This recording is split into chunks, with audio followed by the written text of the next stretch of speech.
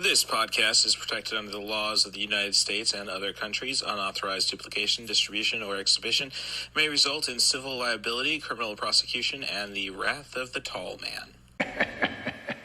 Boy! Thank you for checking out 90 for Chill, the podcast. This is your host, Cool Movies Darth. And this week, I did not have a guest, so it's not really overly dangerous, I suppose, for me to give my typical content warning on this episode. I guess it might be anti-Midwestern politics, I suppose. This comes after revisiting a movie about HIV in Indiana, and just so many YouTube commercials from Rodney Davis, who is getting $10,000 from YouTube. So, needless to say, I got to get this computer out more often because I don't want to upload any more content to that server as long as they are promoting fascism, hate, and the war on women. If you're going to stick around after that anti-conservative rant, enjoy the show. Little Hand says it's time to rock and roll. Bring the noise.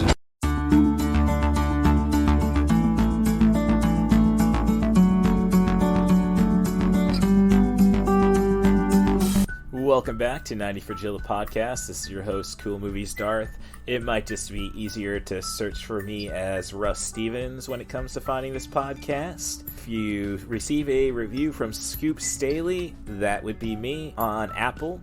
If you would please reciprocate that. And this week, as I stated in the content warning, I did not have a guest, and that's not really a bad thing, necessarily. I mean, I know people have lives, so expecting to find somebody every week to provide content for me is not to be expected, but I'm in the troubled position that I'm running through Allie's Trash Features reviews a little faster than I anticipated. That's what this episode is going to be. We're going to cover letters P through S. So we have 2 more episodes of this content at least, and in my panic I have gone and figured a way to make some more themed episodes for the weeks that I don't have guests. I guess it's just an issue right now of the bloom coming off of the rose. I'm a little, panicked about how this podcast is going to keep going on. My head's alright, I guess, all things considered. A lot of work this past week. I'm still out to make sure I can create something, and hopefully you all appreciate it. If you do, please rate and subscribe on your favorite podcast apps. 5-star reviews preferably. Let's fix that algorithm in our favor. If you want to be a guest, and this is probably more important, on 90 for Chill, the podcast, just get a hold of me. Send an email to rustthebus07@gmail.com. That's RUSSTHEBUS07@gmail.com. And offer me a movie, a theme, a director, an actor. I'm going to say that we're going to focus on sub 100 minute material, but I can work as any movie and come up with a way to create an episode. I mean, that's how we got our Caddyshack episode, our Spaceballs episode. I can read the room. Feel free to hit me up, and you can also find me on Twitter at CatBusRuss if you want to talk trash about the show. That's where I prefer it. That's at CatBusRuss. Otherwise, I hope you enjoy the show. Thanks to Stacia Hardin, who's going to get mentioned later on in a movie that I just felt connected to called Quench. So you know what's coming up in queue. But thanks for looking after me and everyone else whose life you touched, and just being my motivation to keep pushing on forward at this time. So thanks again for coming to 90 for Chill, the podcast, and enjoy the show. Hold on to your butts. 90 for Chill, the podcast, proudly presents to you Allie's Accessories Shop on Etsy's Trash Feature Review. In a house of mysteries. This hotel seems to have quite a history, Mr. Gallagher. Who are you people? A research team with special powers. Oh my God. She's experiencing the past because we are all joined by our thoughts. Has uncovered an ancient secret. I have something I want to show you. Metaphysically speaking, I killed myself. But they are playing with an evil force. What would you do with the power? You can't save her, Alex. They have given life to a deadly power. We're all in danger. And now a box of little toys I think someone's in the room, Frank. has become a gang of little terrors.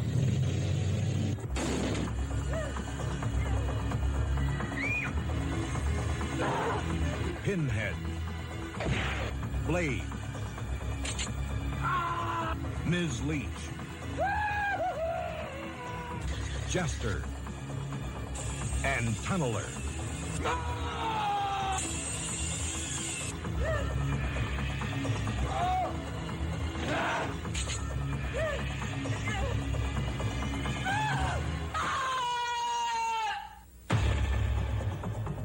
Irene Miracle, Paul Lamatt, Barbara Crampton, and William Hickey as the Puppet Master. Just concluded watching the first Puppet Master, I believe, of 9, at least in the DVD Allie was able to find me. It also has the Killjoy movies, so I don't know if I'm going to dive too deep into Killer Clowns, but I digress. This is regarded as a classic of low-budget horror. I will say that the puppets at least inspire you to see what the next feature has to offer. So that's going for it. So it's not a bad movie. It's just a very annoying movie at times. The soundtrack is so repetitive and seemingly out of place for horror. It kind of gets on your nerves. To try building up suspense, a lot of scenes just take way too long. So aside from that, though, I mean, the story is interesting enough of 4 psychics attending the funeral of a psychic who had screwed them over in their quest to find the ancient arts of reanimating, well, not reanimating, but providing animation to inanimate objects. It's really nice to see William Hickey as the original Puppet Master. He's probably known best for at least my generation, he as the voice of the mad scientist in Tim Burton's Nightmare Before Christmas, and as the cranky great-grandfather, I believe, in National Lampoon's Christmas Vacation. It's a brief role, but he's nice and innocent. It's ideally cast. Surprised how old he can act above his age, actually. He was 62 when this film was shot. Died at 70, so 8 years later. So it's really just an interesting, the puppet effects are great, and it's pretty much what the draw is. The story's amusing enough. As I say, it just takes way too long to try building up suspense that may just not be there. But as I said right at the beginning, you want to see where these puppets go, especially after a pretty close-ended film like this one. It's basically who's going to screw up and bring them back, and what kind of freaky stuff will happen. It's a great place to start, ideal, made-for-video fare. You know, worth a watch.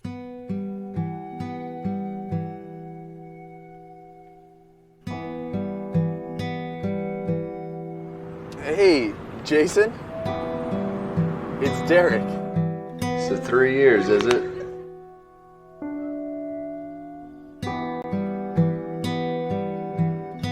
Well, this is it. It's nice. Derek's taking a little time off school and needs a place to crash for a few nights. So, what is there to do in this town? Oh, I was gonna tell you, there's something we kind of have to do tonight. What's that? It's kind of a party. There are people that are paranoid about the things we do. They're afraid of what could happen if other people found out. I thought Jason and you were like best friends. Yeah, me too. He's just changed so much. But everyone changes. It's gonna be starting soon. What is? This is where you'll see what you came here to see. Rise, my children.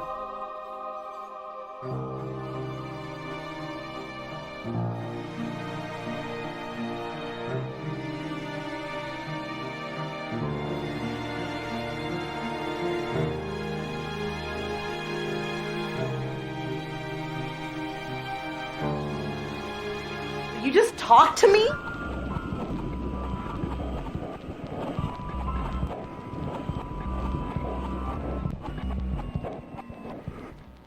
Oh my god.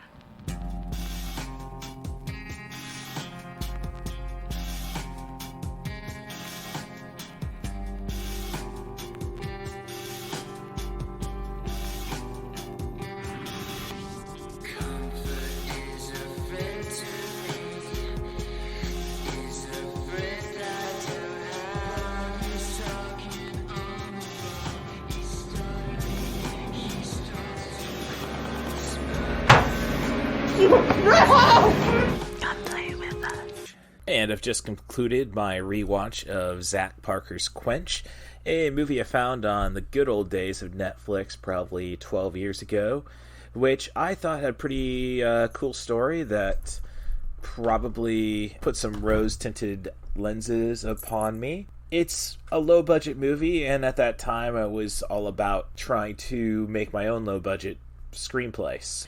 It kind of may have hit me at the right point in my life, but I think it still holds up, at least story-wise. I mean, there's nothing impressive about the look of the film. It's competently directed, but there's just nothing special. There's literally no special effects. It's a story about a boy whose girlfriend had recently passed, and he's just trying to connect with anybody, so he goes back to Indiana to reconnect with his best friend, who he hadn't spoke to in 3 years, to find out that he is essentially part of a vampire cult.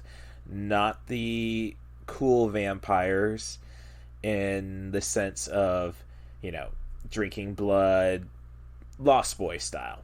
No, these are just a bunch of goth and emo kids out of Trey and Matt Parker's South Park, just drinking each other's blood as a familiar thing. It's basically this group is trying to convince him to join their family while he's got a dark secret, which only seems appropriate being set in Indiana if we remember the HIV outbreak. So, sorry to spoil the film, but it is just a story like you'd hear somebody tell at a bar. Something I could probably do pretty well.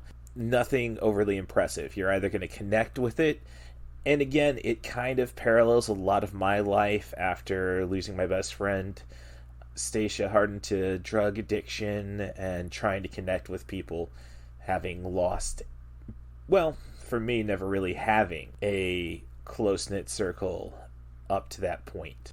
Thank you, all the Midrests, for ruining our lives. I think God has sent me a message. What happened? Catherine, you're gonna think I'm crazy. He wants me to warn you. I believe you're in danger. Catherine, this is Doug Blackwell. Professor? I'm from a place called Haven. I'm hoping you can help us with our problem. Folks are worried that this is a plague. As in Old Testament plague? I've investigated 48 miraculous occurrences with 48 scientific explanations. I understand you're not much of a Bible reader. Some folks just don't want to go to heaven. There's things going on now. You just better prepare yourself. Is it blood? The whole damn river. The folks in town think there might be 9 more plagues on the way.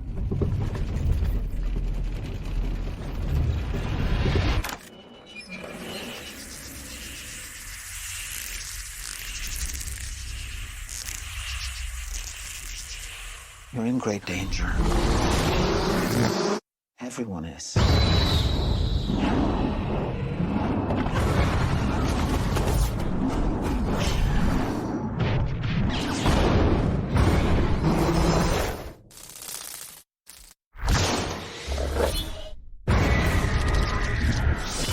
Are you gonna kill my baby? No.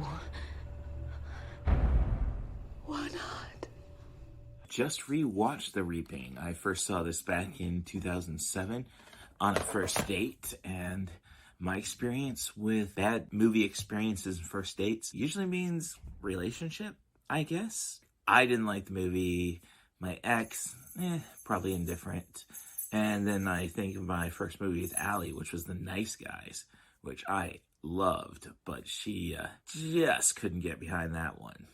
Just the sense of humor, I suppose. 2007, horror wasn't really my bag, and especially Dark Castle horror movies. We're going back to Gothica here. Really overblown CG effects. You got a great actress, an Oscar-winning actress again, like Gothica. This time you have Hilary Swank. It's a story basically about Hilary Swank being a professor who was once an ordained minister who lost her faith and now devotes herself to debunking so-called miracles. and she's called upon by a town in Louisiana that has just had its river turn to blood, and everybody's immediately suspecting, oh, it's going to be 9 more plagues, and it's all because of this little girl who has allegedly killed her brother. The second child killing the first child, basically. I guess you could say Cain and Abel bollocks if you look deeper into it. It's rather silly. Idris Elba, I'm going straight nailing it right. Idris Elba can't keep the accent up the entire movie, not uncommon, when he's not doing his English bit. It's another, I can't trust any movie Ali buys me that features Stephen Ray in it. We're going back to Out of the Darkness. It's just visual effects are hardly passable. This could have been a PG-13 if they just would have cleaned up the language. So I think Dark Castle had a reputation to uphold, so they threw in a couple of swear words. And, maybe menstrual blood is something taboo for PG-13, but it's just a mess all over. Just, I guess you could say adequately directed by the guy who did Predator 2. It's just, there's just no heart to the movie. And I think perhaps if you're of the religious persuasion, it might have a deeper impact on you. Dark Castle just doesn't do anything good for me, I guess. So I'm kind of afraid to actually ever go and find their remake of House of Wax. Seeing Paris Hilton die doesn't seem worth it now. Previously on 94 Chill, the podcast. You have no idea how it feels not to be trusted. You've got to trust me too, Chloe. How can you trust someone who thinks you're crazy? How long have I been in here? 3 days. I want to talk to my husband. Doug is dead. You killed him. There's no way. What's the last thing you remember? There was a girl. This is the girl that I saw. This is the girl. It's impossible. She died 4 years ago. That girl came to me, and she has a very specific agenda. Miranda, what's that? Something is really happening to me. Look, I understand you're upset. I'm here to help you, but you have to trust me. You can't trust somebody when they think you're crazy. And I've finally gotten around to Gothica from 2003 with Halle Berry, Robert Downey Jr., Charles S. Dutton, the guy who played Sheriff Gunderson's husband in Fargo. Let's just cut right to the chase. This is a ghost story that ends with Limp Bizkit's cover of Behind Blue Eyes being played over the credits. This seems like everything that was wrong with the early noughties. It's a poor man's David Fincher. It uses a lot of elements. It tries giving you that Fight Club kind of vibe of what's real, what isn't real, with crappy effects, frantic editing. It's from a director, Sebastian Gutierrez, who's known for some great low-budget, straight-to-TV stuff. She Creature, Electrolux. Give this guy a budget and he's not going to do you any favors. It's kind of like he's a genre version of Kevin Smith before Kevin Smith became a genre. It's about Halle Berry, who's a psychologist at a mental institution for the criminally insane women, who's just blowing off Penelope Cruz, who's there for killing her stepfather, and just assuming that all these devil talk is just throwing that onto her stepfather, justifying the murder and all that bollocks. It does have some important lessons, like if Beetlejuice wasn't enough, never go under a covered bridge in any kind of haste. It's just tries so much to give you this atmosphere that's it just doesn't feel real at all.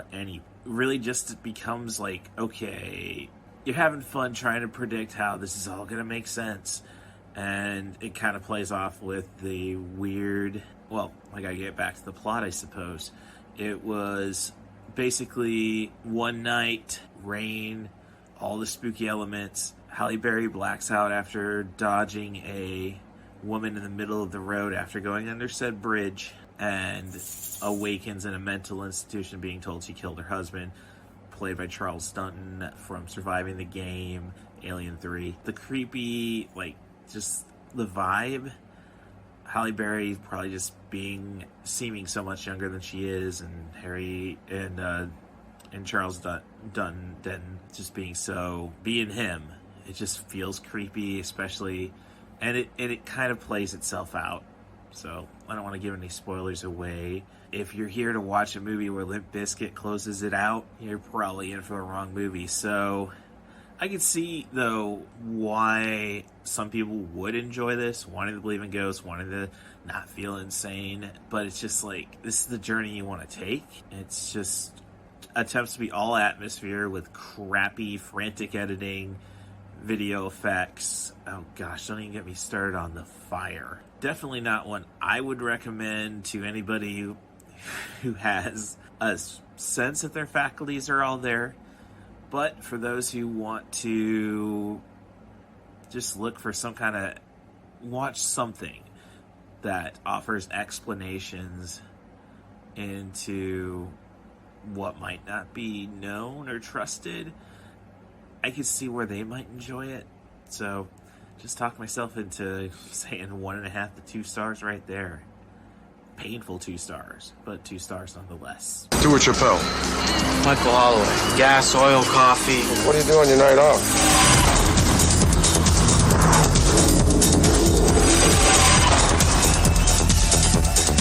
Where were you last night? He takes me to these places. And I don't even know why I go. He makes me feel like somebody when I'm with him. Something is not right about him. What are you doing Friday? Working? Night of the murder? Yeah. 4 murdered women. And all you've got are 2 empty packs of French cigarettes. What do you say we raise the stakes? People are not always what they appear to be, Michael. Life is about making choices. And you have a choice to make here. You chose this. You wanted this. You have to go all the way down or you'll never finish it. Michael, what are you doing? Feel the rush. Goddamn fire! I mean, I opened up the world for you, and now you're closing it back down. Oh, God. Come on. Pull the trigger. This is your way out. Pull the trigger, Michael.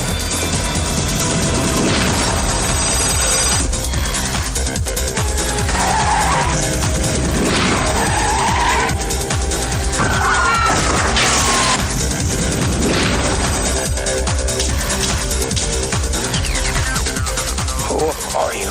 I'm your angel, Michael. I'm your guardian angel.